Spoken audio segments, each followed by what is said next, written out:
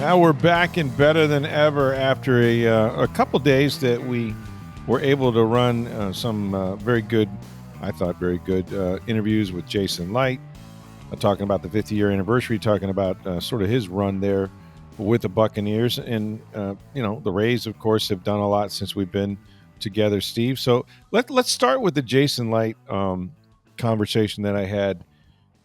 Really, it kind of began a little bit about, sort of about his role in this 50-year anniversary. When you think about how long he has been the GM, he's one of the longer tenured GMs in the NFL and in the NFC. This is his 12th season now. And I thought he was really pretty introspective and honest, sort of about he didn't really get it figured out that much the first 6 years. They did not make the playoffs, and he admitted he had a lot of gratitude towards the Glazers for sticking with him. I'm sure they're grateful they did because he brought them a Super Bowl, and so that was the right decision. And I think continuity wins in this league. But was very honest, I thought, about some of the mistakes they made. And look, he also kind of threw up his hands and said, when you draft a quarterback number one overall, you got to do everything you can to try to make that work. And he admitted that, in some cases, it cost some coaches their jobs. No question about it. And, he even talked about Dirk Cutter and kind of felt bad for him. And, just everything that kind of happened his first few years. And quite frankly, probably, I don't want to say lucky necessarily, but he was definitely very grateful that the Glazers stuck with him because many owners would not have. I mean, 6 years, yeah. 6 straight years of not making the playoffs and some bad drafts and, go through everything. Now, Jameis, had some ups and downs and I think there was probably wanting some continuity there. We know that, when they moved on from Lovey, they went to Dirk Cutter, trying to keep Jameis some continuity. Yes. Trying to, make sure he, had everything at his disposal to succeed. Right. It didn't work out, but, they definitely didn't give up on him. And so they tried to keep as much continuity around him, which was probably part of the reason. And then when you're able to bring in Bruce Arians, that helped as well. And Jameis actually kind of improved, although a lot of interceptions that final year. Yeah. They were 7-7? 7-7 with 2 games at home. Yep. And then, lost those last 2, including a pick 6 to end his season. Yeah. And, that was kind of, now it's time for door number 2. Right. And but to Jason's credit, while many would have gotten rid of him, and I think we discussed on this that they probably should have. But you open door number 2, and Tom Brady says, this roster's got enough talent on it. Yeah. You got guys like Mike Evans and, Tristan Wirfs and others, and, Chris Godwin, all those guys. Yeah. Chris Godwin, yeah. I mean, there's enough talent here where Tom Brady said, this is where I want to go. And Shaq he had offers elsewhere. Yeah, absolutely. So kudos to Jason. And now, you look at the roster, and the Bucs have won the division for, 4 straight seasons, been in the playoffs 5 straight. They're the favorites to win the division again this year and probably contend for one of the top spots in the NFC if everything breaks their way. And, that's kudos to Jason Licht and Todd Bowles and everybody else. So. Yeah, the one thing he said that surprised me a little bit, and I do think he feels bad about, having been through a number of coaches. Look, Lovie Smith, he came in with Lovie. Lovie more or less signed off or hired Jason in as much as you can work for somebody as a head coach. Obviously, he answered to the ownership, and ultimately Lovie was fired. That was a very I guess it was not a very amicable parting between Lovie and Jason. I don't know to this day, and I probably should have asked this, that they have even exchanged so much as text messages again. Lovie went on again to coach, obviously, at Illinois and then the Texans. But that was a difficult time, and I think Jason, felt bad because Lovie brought him in here, and now he was having to fire him, on behalf of the owners or whatever.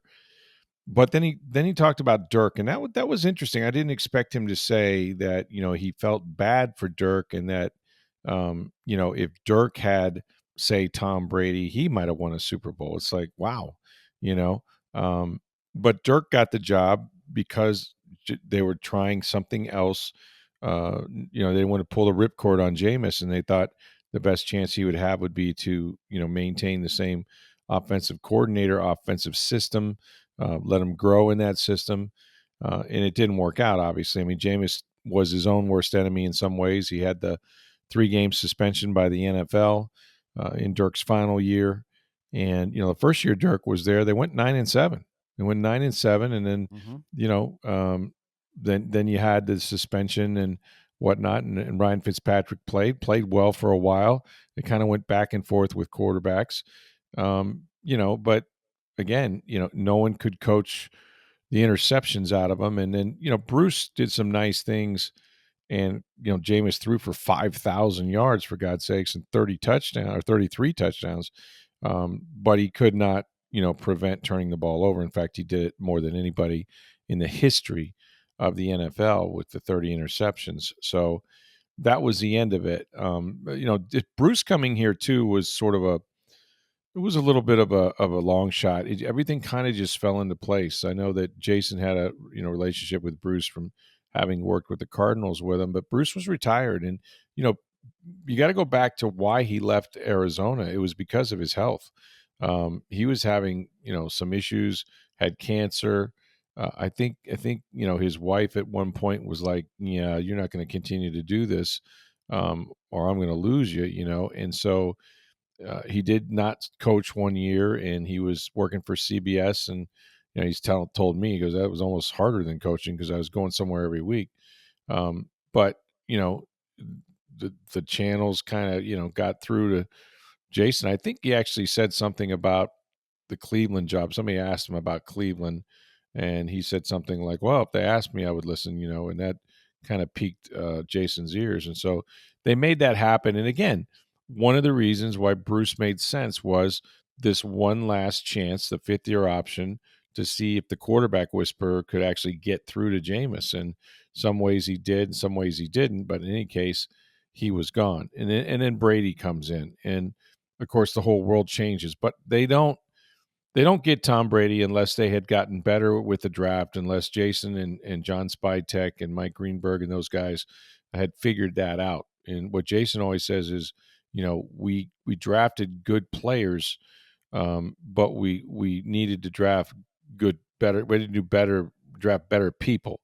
And so when they started focusing more on the human aspect of it, the person as well as the player, they were able to get some guys, the Tristan Wirfs and the all those Antoine Winfield Juniors and those kind of players that sort of represented what they wanted in a Buccaneer player, with that silhouette they have in their draft room of Levante David. That's sort of what they were looking for. So, it's a credit to the Glazers for sticking with him. It's a credit to Jason for building a team that Tom Brady chose over the Chargers, and some say the Chicago Bears and other places that he could have gone and played. And, at the end of the day, man, they all got it done. And he talked about, I asked him, I said, you've had a lot of moments, good moments with the Buccaneers and in your football career in general. He's won several football, Super Bowl rings with other organizations like the Patriots, obviously. But he still went back to what I still think was, an unbelievable moment, which was the boat parade. Sitting there on that boat, smoking a cigar with Bruce Arians and having that Lombardi Trophy between them. You'll be hard pressed to top that if you're a GM, unless you do it again. So, he got to meet some of his favorite metal bands and that sort of thing, which was interesting. Metallica came by and that sort of thing. But yeah, it was a good conversation. I thought, brought a lot of insight, and also talked about this year's team and why he drafted Emeka. Absolutely. And for the first time that I've heard, he kind of talked about Chris Godwin may miss some time, and they don't have to rush him back. That's right. And it's kind of stuff we've all said and kind of known. And once you pick Ibuka there, and you keep talking about him like he's another Chris Godwin, et cetera, it kind of became more obvious. But for the first time that I've heard, he kind of said, "Hey, we don't have to rush him back. It doesn't." We're in a good spot here, and we really like Ibuka and what he's done so far. So,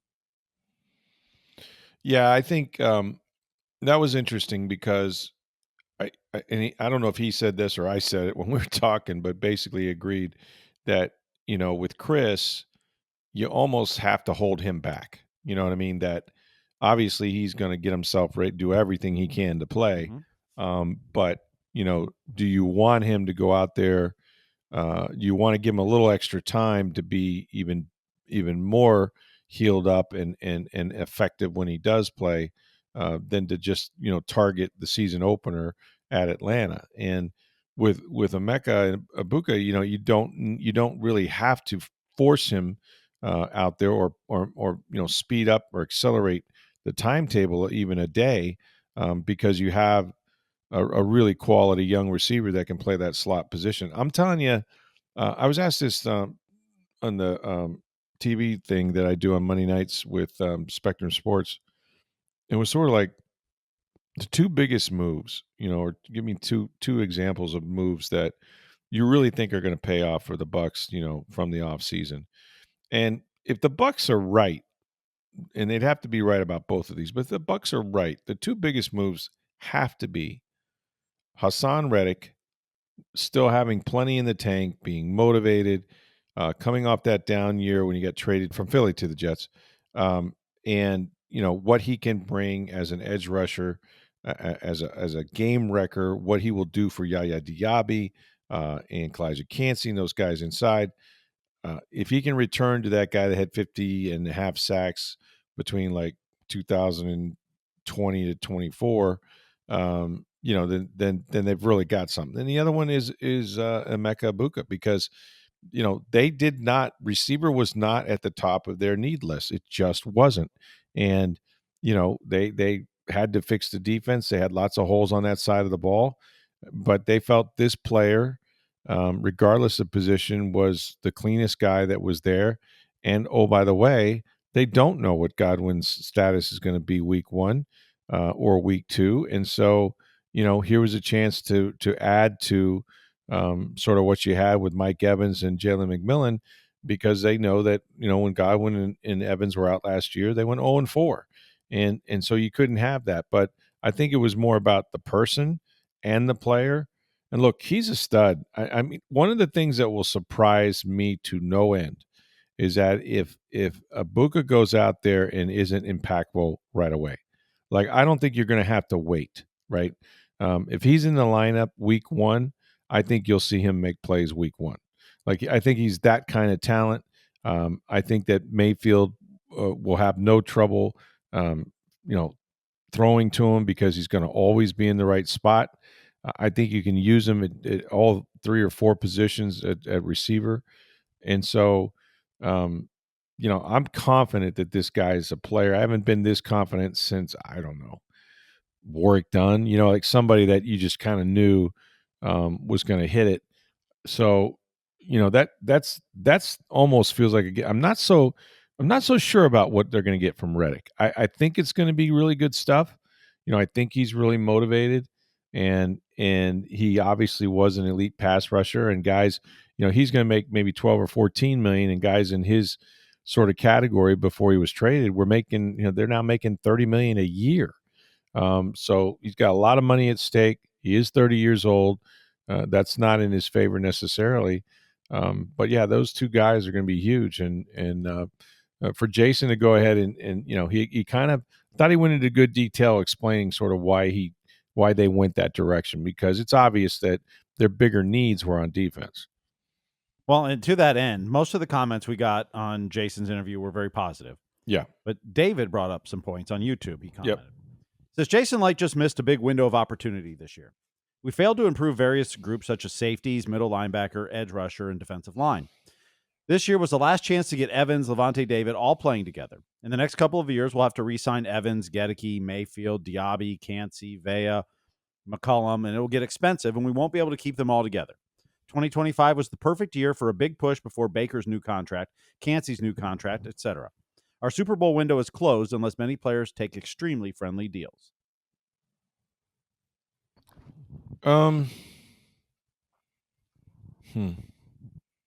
See, I don't think it's closed. I think they have done a good job of sort of threading the needle. You got to remember that when they got done winning the Super Bowl and Tom stayed and then came back, this team was what, $80 million over the salary cap at one point. Yep. And so, for them to go from that to the second youngest team in the league, right? And young in the NFL means not making as much money. Let's be honest. I mean, that's what it means. Yep. Right. But they didn't fall off a cliff. Most teams, when they win a Super Bowl and they've got these veteran free agents, or even if they go to a Super Bowl, look at San Francisco, right? Kansas City has been phenomenal despite losing the Tyreek Hills and all these guys, because that quarterback and that coach is so good, they've kept enough of their big pieces that they've made it back and even won Super Bowls. But it's getting tougher and tougher each year for them. You don't see a lot of repeat champions for a reason, including the Bucs. But usually you see a fall off, right? You see a downturn at some point. Peyton Manning in the Denver Broncos, right? When he left and that defense left, then all of a sudden, they're just now kind of coming back from that. The Bucs didn't have that, man. They found Baker Mayfield, and Jason talked a lot about how fortunate they were that a guy like Baker was out there and willing to come in here for $4 million and compete with Kyle Trask and do what he's done. And he's still one of the biggest bargains in the NFL at $33 million a season.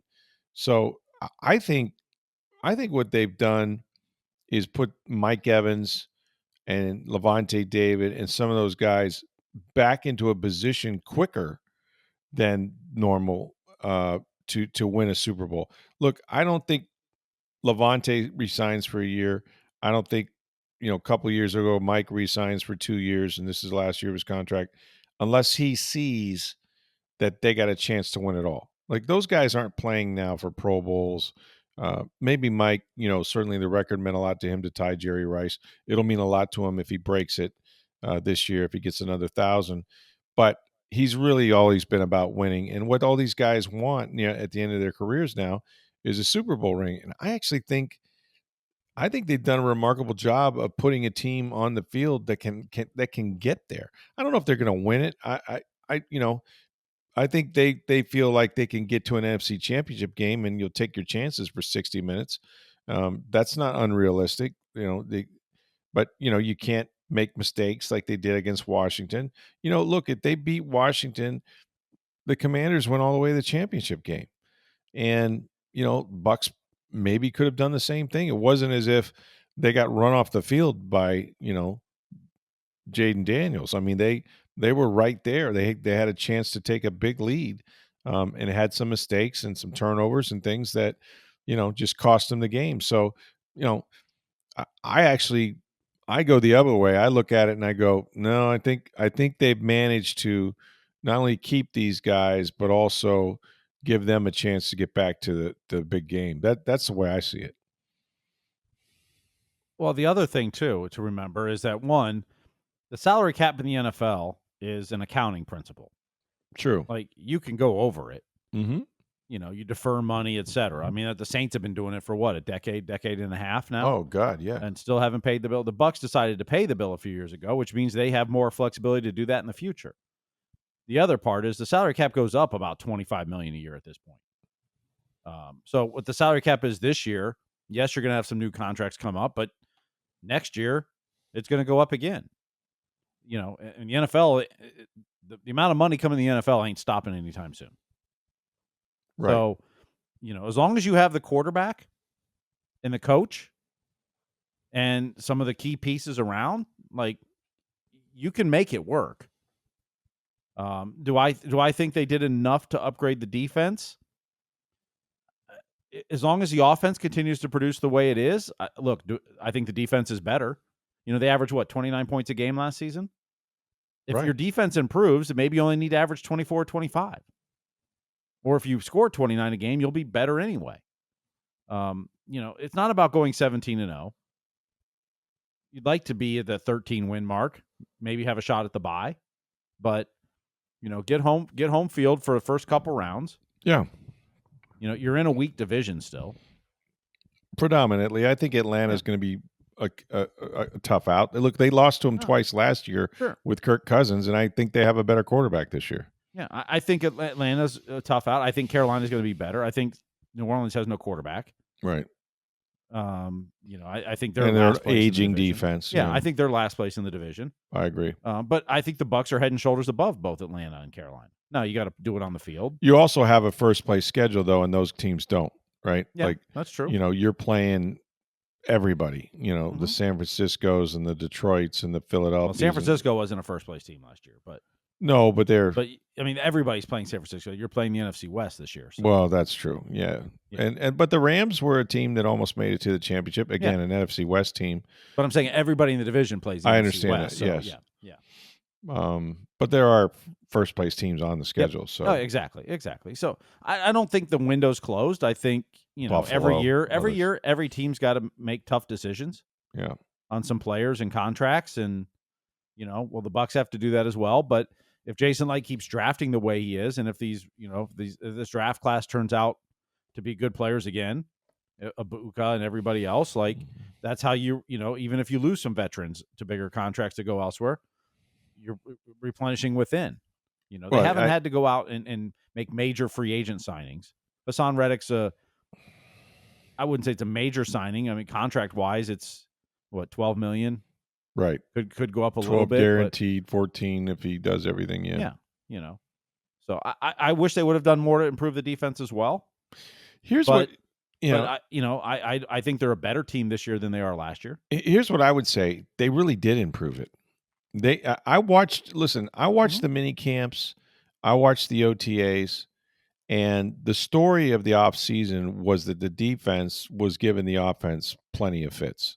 And that has not happened here in a while. Yep. And, and the biggest change, bar none. Now you can't, again, it's not fair. Defensive lineman can't rush the passer. It's not fair. The offensive lineman, nobody's in pads, blah, blah, blah. All of that, right? But you get a sense of some things. And what I was clearly visible was Benjamin Morrison and Jacob Parrish can flat out cover people tightly. Press coverage in their face, get their hand on footballs, intercept footballs, right? And Servassier Dennis, having only played 4 games last year before his shoulder had to have surgery. In the middle, that gap isn't there anymore in the passing game. He made a bunch of plays on Baker Mayfield, interceptions, those sort of things. So I think they got a lot better than people realize. And listen, if you're better than the Carlton Davises or the Jamel Deans, Zion McCallum is, going to get paid a lot of money by somebody after this season. I promise you. He's their best corner right now. And then the Tyke Smith moving to safety, they're a lot better in the areas they needed to get better. And so I would say that, it inside linebacker would have been the most obvious place to start, but they kind of like their linebackers. And remember, they went out and got Anthony Walker Jr., and they have Deion Jones. And so if you get an injury, you're coming in with guys that have played 8 and 9 years and have been Pro Bowl players, not just JAG players, just a guy. We're talking about guys that were in the Pro Bowl, that still have, something in the tank. I don't know. If that defense improves by 20% and you're scoring close to 30 points a game, you're probably going to go a long way. Now, they have to avoid, there's no question, they cannot repeat what they've done the last few years with a nice 3-1 start, and then here it comes. 5 out of 6, 6 out of 7. You just can't go through dips like that and think you're going to come out of them every time. It's remarkable they've been able to do it, and I think the division has a lot to do with that because it leaves a lot to be desired. But one of these days, and this might be the year, you not only got to lead the division, but you've got to finish the deal. You have to win 12 games. You have to win 13 games. You have to get a high seed. Possibly even the top seed in the NFC and not play in the wild card game and be 60 minutes from playing to go to the Super Bowl, right? Like, that's where you need to be. I don't know if they're there yet, but I certainly think they're a hell of a lot closer than they've ever been. I like this draft. I think this is going to prove to be one of his better drafts. I really do. And that's saying something when you take Tristan Wirfs and Antoine Winfield Jr. in the same draft. But I think these guys are good. Another thing is we don't talk about it very much, but and for all intents and purposes, they didn't have Antoine Winfield Jr. last year. Mm-hmm. I mean, this guy was the highest paid defensive back in football.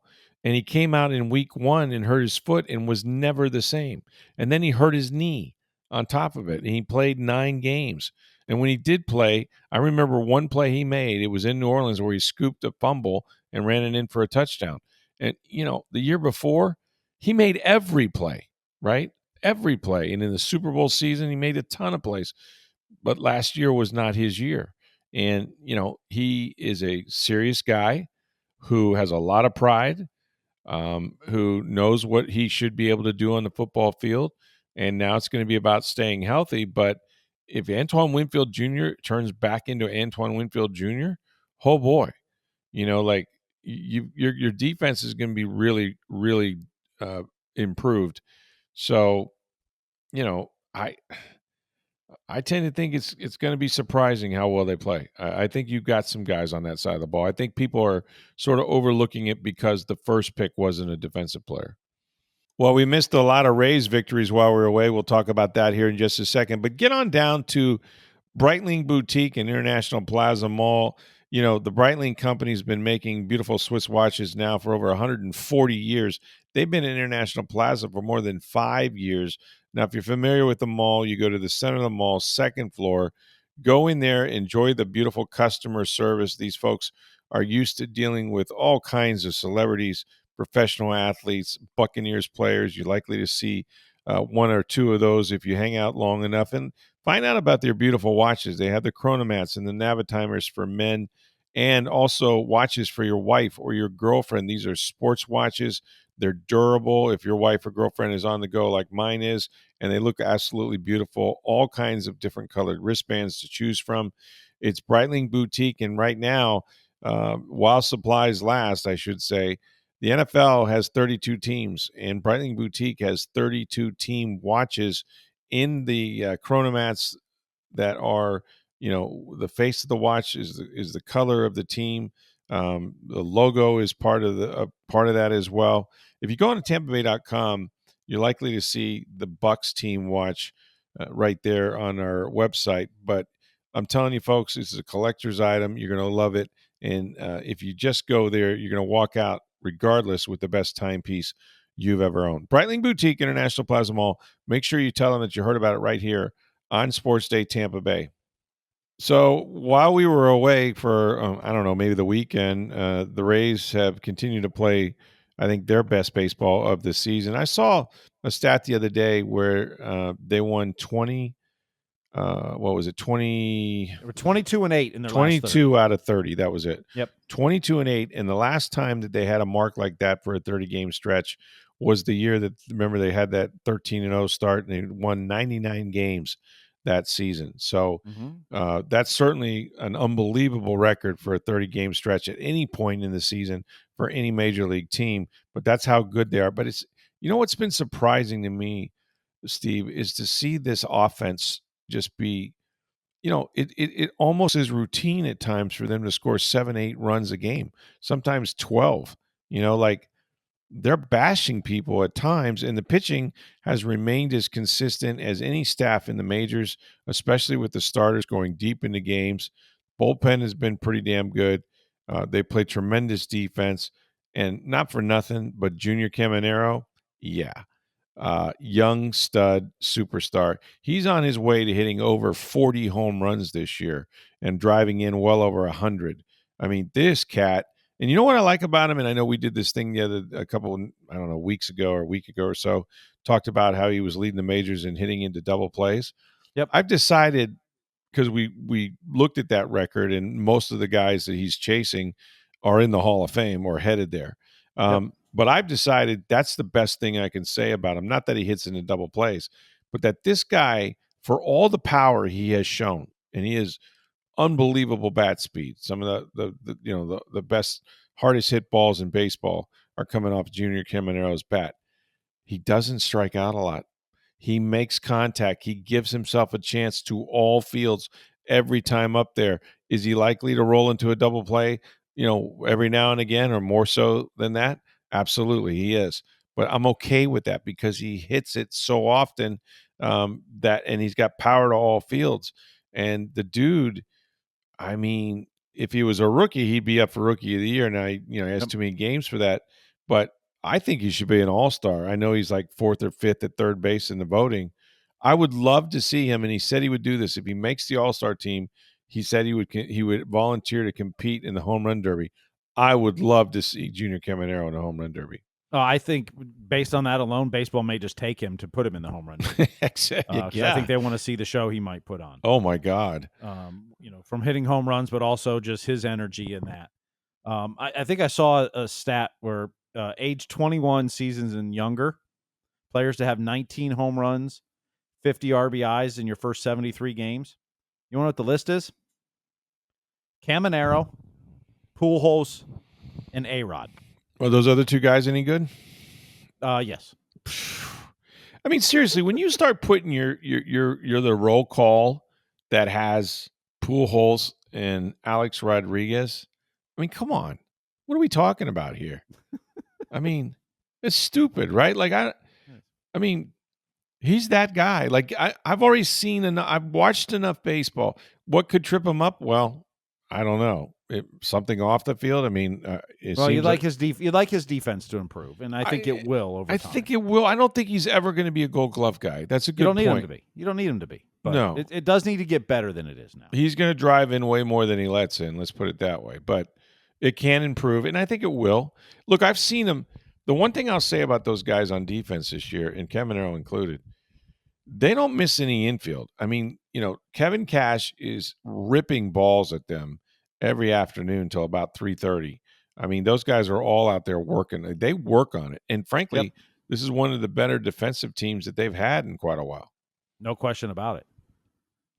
Absolutely. The defense, I mean, this team's always been built on defense. But when you've got guys like Taylor Walls, as much as I've ripped his hitting, and he's hitting a lot better now. Yeah. Oh, yeah, he's hitting better now. But I do love watching him play defense. Oh, he is so good. You know who's underrated? Is Brandon Lau. Absolutely. Brandon Lau, and look, not for nothing, but like I've tried to play second base at a much lower level. It's not that easy. He makes it look really easy, and it's not. And like when there's a ball hit and they get a turn two, that cat almost never fails to make the relay from awkward positions coming across the back. Sometimes you have to come across the back. Sometimes you have to go behind the back. Sometimes you have to go the other way. And he makes accurate throws. He has a stronger arm than you think he does. And I rarely see them not turn a routine double play or even a hard double play. Like he's a plus fielder. And I don't think he gets the credit because, ever so much focus is on his hitting and his power. He's actually a really good second baseman, man. Mm-hmm. No question about it. I mean, that's part of the reason the Rays have, stuck with him, even though he can be streaky, strong up the middle, up the bat, is that his defense has always been really good. Right. He's always, I mean, so when you get Walls and Lau there, right. I mean, that's one of the best double play combos in baseball. Now, Ha-Seong Kim's going to be back soon. Right. And we'll see what the Rays do as far as that goes. It's going to be interesting. I would assume Curtis Mead sent down, although they could DFA Christopher Morel, both of whom are hitting better of late.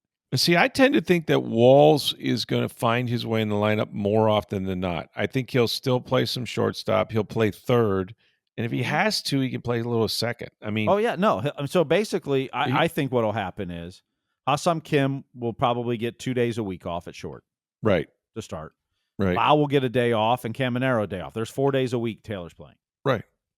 Right. So you won't notice much difference. He just won't be in the lineup every day, but it'll be the bulk of the days he's going to be in there somewhere. Yeah. And he'll move around a little more. I mean, and if he doesn't start, he's coming in by the 7th or 8th inning. Yeah. Oh, yeah. He's consistently a defensive replacement. So yeah. So He's a huge piece of what they're going to do, and he's actually swinging a bat from both sides pretty well now. I don't know what he's done. Just from my eye, and I don't know anything, it seems as if he's really shortened up on his swing. Like he, for whatever reason, I don't know, it got long on him a little bit, and he's also clearly swinging at better pitches. He is not chasing anything. He's taken some really close pitches, but he's barreled up a lot of balls from both sides, and he looks really comfortable up there right now. And that's kind of what hitting is, to be honest with you. It's just, can you relax enough, to consistently, make hard contact. And once you get locked in, it's so funny. It's like when you start hitting again, you really don't even think about it. You just go up there, see ball, hit ball. But when you're struggling, you're thinking of 1,000 things at once. It's like, it's okay. Wait on the back foot. See the spin of the ball. Don't jump out there. Quick hands. Like you're going through this checklist, and then when you're hitting it, you're just like stand up there going, yeah, I'll go for that. Bang, and it feels like everything you swing at, you barrel. It's the damnedest thing. But we're talking about hitting, and we taped before this game, right? So we hadn't had a chance to talk about it yet. Mm-hmm. But it was Wednesday night's game. Okay. When the Orioles score 8 runs in the second inning. Oh my God. The Rays then load the bases in the bottom of the second. Don't score. No runs. And I didn't think it was over when it was 8-0. I thought it was over when it was 8-0 after the second. When you load the bases and don't score, usually that's when you're like, okay, this ain't. I came so close to just hitting click, and I don't turn off a Rays game. I'll have the sound down most of the time because I'm usually writing or doing something. But for whatever reason, I was going to turn it off. Like look for another option because it's 8-0 in the second, and they leave the bases loaded. And I don't know why there just wasn't anything else I wanted to watch. So I turned the sound all the way down, and I'm kind of looking at it. I'm going, wait a minute. That was the damnedest comeback. And I'll tell you, a game like that, and they talked about it after the ball game, and I think it's true. You get into the postseason where you're facing really, really good pitching, and if they get behind, they will remember. Now, it doesn't mean they'll do it against an elite pitcher from, say, I don't know, the Yankees, but they will know that we've done this before. We can come back. It's and you hope in the playoffs it's not 8 runs, but maybe it's 3 or 4. Yeah, maybe it's 3 or 4. But you're going to try to pass it on to the next guy, and that's kind of what's happened with this team. Is like, you can't say, well, it's Brandon Lau, and that's the guy. If he's not hitting, they don't score, or it's Josh Lowe, or it's Kevin out. No, like that lineup is long, and it's getting longer. And how about Chandler Simpson coming back up now? Oh, absolutely. Well, and we'll get to him in a second. But they won that game 12-8.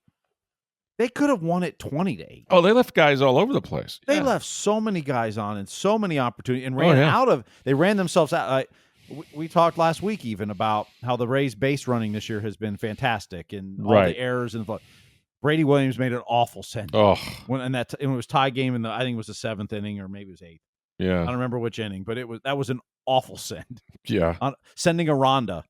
Not the fastest guy. Laureano, who already had 5 outfield assists this year. He's out by 9 feet. Oh, I texted you right away. I'm like, oh, man, what are you doing? You rarely see a guy could stop between third and home, right?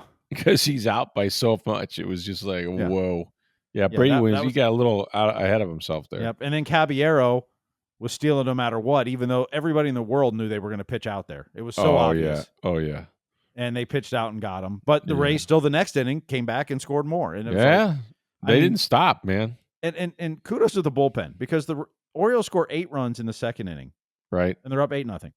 They don't get another hit the rest of the game. Not a hit. They don't get a walk the rest of the game. Is that wild? The only base runner they had was a hit by pitch. The only base runner. That's insane. Yeah. Like I was working with the Orioles broadcast crew that night, and they were just like, forget the bullpen is what everyone's talking about, how their bullpen just kept giving it up because the offense was awful after that. Like the offense was the story. Yeah, they stopped. Yeah. Like you get a couple more hits, score a couple runs, and that game's over. Out of reach. Yeah. Yeah. But kudos to the Rays. They shut the faucet off, man. It was just like, you guys aren't getting anything. And they used probably another 4 or 5 pitchers in that game. Yeah. I mean, they went through a ton of their bullpen. So yeah.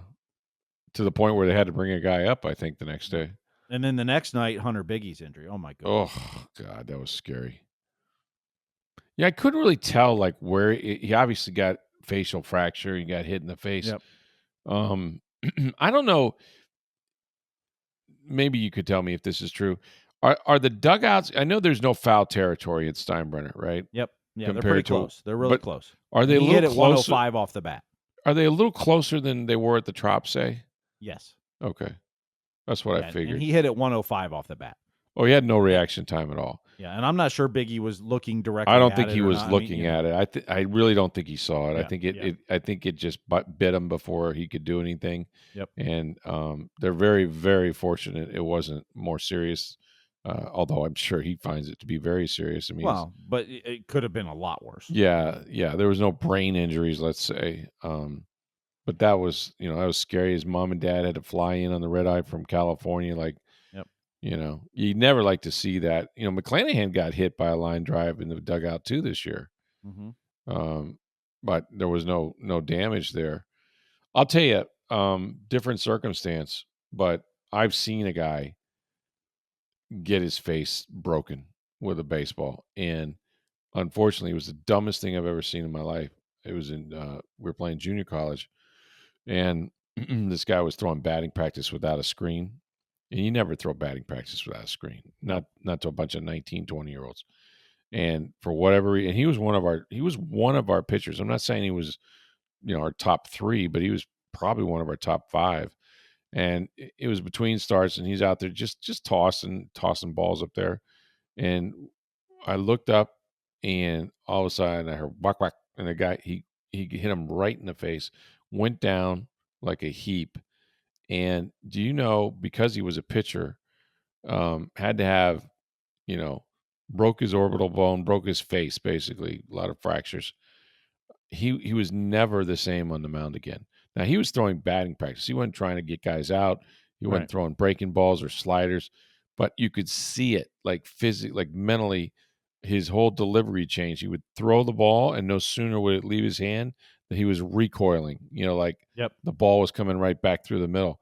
And I'm sure, if it happened, they'd probably have it with a sports psychologist and stuff, but not related necessarily to exactly what we saw. But still, I've seen a guy take a baseball off the face before, and it is frightening. Like, it's the scariest thing in the world, man. It was just like, I can't fathom that. But yeah, Hunter Biggie, he was very lucky that that it wasn't worse. And yet, they all. I mean, where are you going to be if not on the rail, right? If you're watching a game and you're, Yep. You're in the dugout and everybody's sitting on the rail, like you can't even see unless you get up there. So, but I don't know if they were going to try to protect those guys some way or do something different on that dugout or not. But I mean, you got to stay alive over there for sure. Yeah, but the Rays then take 2 of 3 from Detroit over the weekend, the best team in baseball. Now that was impressive too. I think they're 2 games back of the Yankees now. The Yankees lost tonight against the Reds. I picked up a half game, yeah. Picked up a half game. So they're in Kansas City tonight, and it's the return of Chandler Simpson as Cameron Meisner sent down. Yeah, I can't wait, man. Look, good for the one thing I'll say about him, and this had to be hard for him to be sent down. We talked about it, and it was somewhat controversial, right? But the dude did not go in the jar. Like, it would be so easy to say, wait a minute, I'm hitting 300 or close to 300, and I'm stealing all these bases, and I'm helping you win, and then you send me down. He could have sulked. He could have not taken it seriously. The dude tore up AAA. Like, he was doing everything right, and so he basically went down there and worked on some things, earned his way back, because he's just there's nothing left for him to do at AAA that's going to make him better, right? Well, just the defensive work would be the biggest thing. Yeah, is just keep playing in the outfield every day and playing defense. Like, that's, I mean, he's not going to be a home run hitter. He's going to, bunt and slap hit and right, line drives, and that's going to be what he is in the speed, and it's tremendous. Yeah, and he's not an A defender, right? Like, that's fine. Like, I wouldn't even call him a B defender. I mean, like, maybe not. He's average to maybe a little below average. Yeah. Yeah. Doesn't have much of an arm. Right. So that's what really he needs to work on. And that was the the hard part, Cameron Meisner, who was sent down, has been struggling massively at the plate. Yeah, now he can play the And that's outfield why. though. But he's Yeah, really good defensively. yeah, So yeah. you're trading the defense for. So I would assume Jake Mangum's going to play a lot of center. We saw Caballero in center Cabby can on play Sunday. anywhere. Yeah. Yep, we saw him on Sunday. So they'll move around in that. But offensively, he's just more speed on the bases, which they have a ton of. Well, if you think they're scoring runs now, just wait till he gets on there. I mean, it's going to be Yep. even better. But they haven't slowed down since he left. I mean, I wasn't sure how it would affect them, but it really didn't. I mean, their offense has gotten better and better each week. And Kevin Cash has to be thrilled. And it's funny because for all the talk, they at one point they lost 9 out of 11 at Steinbrenner. Steve, I actually think this oppressive heat that they're playing in, because they're playing games on the weekends at like noon now, trying to avoid the rain. And of Mm-hmm. course, it rains every night and they've had several delays. But I think it's now their advantage. I think teams come in here. Look, it's hot everywhere, right? It was, Yep. I don't know, close to 100 degrees in Chicago the other day.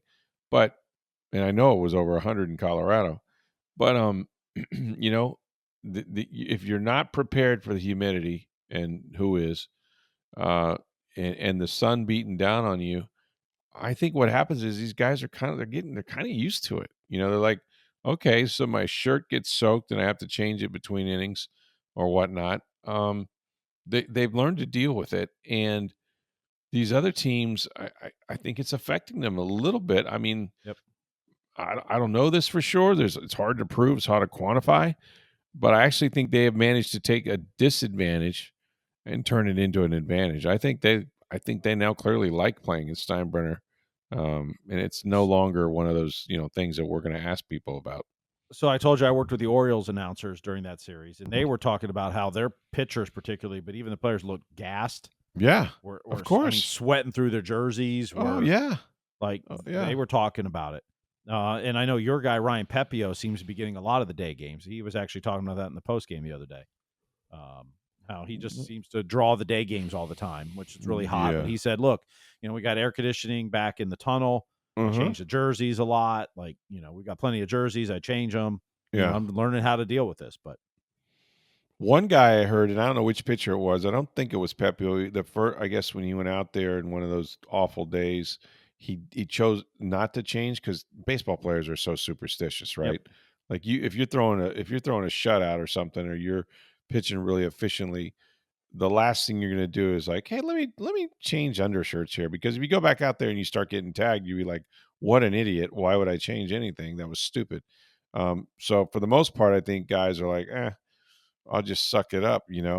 But then I've heard other pitchers say, no, if it's going to happen, it's going to happen. And, the equipment guys have done a good job. I go in there between innings, I put on a dry shirt, come back out. So that's just all part of it, right? It's all part of learning how to play outdoors. We have a great columnist at the Times that writes columns not for sports necessarily, but she did one on how she misses the Trop because she went to an afternoon game, and it's hilarious. It's absolutely hilarious. But and I understand that because I'm an air conditioned guy, man. I'm just you know I when we did this podcast, I was driving back from Orlando. My daughter's over there with the national dance competition that they're involved in this time every year, and so some friends of ours uh, have a kind of a condo, for lack of a better term. Orlando is full of these communities that are essentially Airbnb communities, if you will. But so I'm over there, and the AC wouldn't work. Like I couldn't get it cooler than like 79 degrees. I'm like, I'm dying. This is inside, sun's beating down outside. I'm like, I gotta bail. There's no way I can sleep here. But like it is different when you're in this heat. But I think they've turned it into their advantage. I really do. I think other teams might be struggling with it worse, and that's a good thing. And the ball certainly is carrying now out to right field and other fields for them. They've hit a ton of home runs. At one point since May 20th, they had the second most home runs, I think, in the majors. So, yeah, it's I think they're looking at it now as like All right. Yeah, come on down because and you know what's going to be really different is when it starts to cool off a little bit up north and get drier air pushed down and all that. It still could be 80, mid 80s, even 90 degrees down here, in October. Trust me. So that'll be even a bigger contrast for some of those teams. But right now, man, they're playing well everywhere. They're playing well everywhere. Good for them. Love to see offense, which we haven't seen a lot. And who knows? I mean, you get a confident bunch. The starting pitching's been good. The bullpen's been good. They may actually surprise some people and they have a shot at this division, which would be incredible. I don't know what's going on with the Yankees. They've lost a lot of games lately. A lot of games.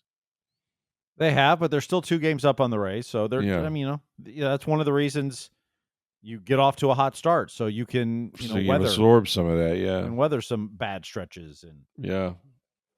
It's interesting though. I think we got ourselves a race for sure. All right. Speaking of the Rays, they'll open their series in Kansas City and see if they can keep it going against the Royals and maybe close some more ground on the New York Yankees. Get your mailbag questions in. We'll have time for those this week, as always. You can do that on X at SportsDayTB. You can reach me at NFL Stroud, or my email address is rstroud@tampabay.com. Go see our friends at Breitling Boutique International Plaza Mall. Check out the beautiful watches from the men, the Navatimers, the Chronomats, the NFL watches, all 32 team watches available for you while supplies last, and watches for your wife or your girlfriend. These are sports watches. They are gorgeous, all kinds of different colored wristbands. She's going to love you for it. It's Breitling Boutique, International Plaza Mall. Thanks for listening. For Steve Versnick, I'm Rick Stroud of the Tampa Bay Times. Have a great day, everybody.